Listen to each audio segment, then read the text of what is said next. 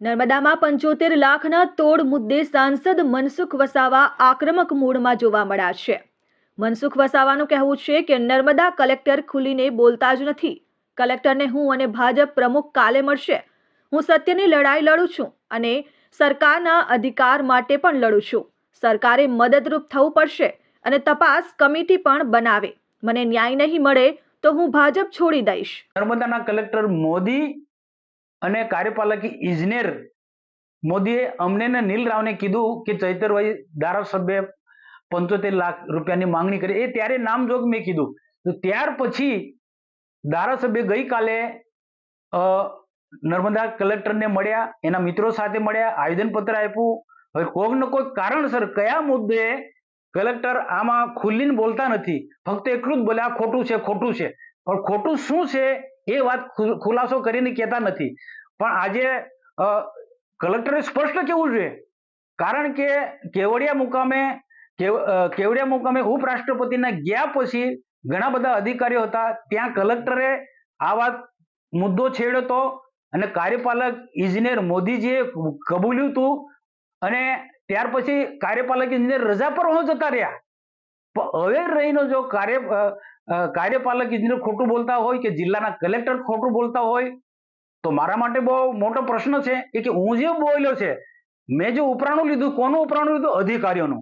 ને અધિકારીઓને ધારાસભ્ય ચૈતર વસાવા ડરાવે છે, ધમકાવે છે અને પૈસાની માંગણી કરે છે, એ વાત અધિકારીઓ કલેક્ટરથી માંડીને આ લોકોએ બધાએ મને કીધી। પછી મેં એમને કીધું ના, એક પણ પૈસો નહીં આપવાનો ને આ લડાઈ લડી લઈશું, એને ખુલ્લા પાડીશું।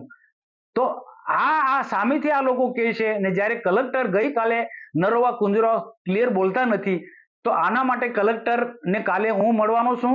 મારી સાથે જિલ્લા પાર્ટીના પ્રમુખ નીલ રાવ પણ આવવાના છે અને કલેક્ટરને અમે કહીશું, રૂબરૂ મીડિયાને પણ લઈ જઈશ કે ભાઈ તમે જ કેવડિયા મુકામે હેલીપેડ પર તમે આજ વાત કહી કે ચૈતરભાઈ આ રીતના માંગે છે 75 લાખ, તમે કીધું છે, અમને તો ખબર નહોતી અને તમે મને કમ ફરી જાઓ, સાચી વાત કહો। એટલે સાચી વાત કલેક્ટરને કાલે કહેવી પડશે અને જો કલેક્ટર સાચું ના કહે તો આ સત્યની લડાઈ છે, હું સત્યની લડાઈ લડીશ, સરકારમાં પણ ગઈશ ને સરકારે મારું સમર્થન કરવું પડશે। હું જે લડાઈ લડું છું એ કોના સરકારના અધિકારી માટે લડું છું। સરકાર પર જે બેફામ ગાળો દે છે સરકારના મંત્રીઓને, એની સામે, એવા ધારાસભ્યની સામે લડું છું। તો સરકારે મને મદદરૂપ થવું પડશે, મારી સાથે ન્યાય સરકારે કરવો, એવી કમિટી બનાવો, આખી સરકારે કમિટી બનાવવી જોઈએ, આખી તપાસ સમિતિ મૂકો, કંઈક ને કંઈક સત્ય બહાર આવશે।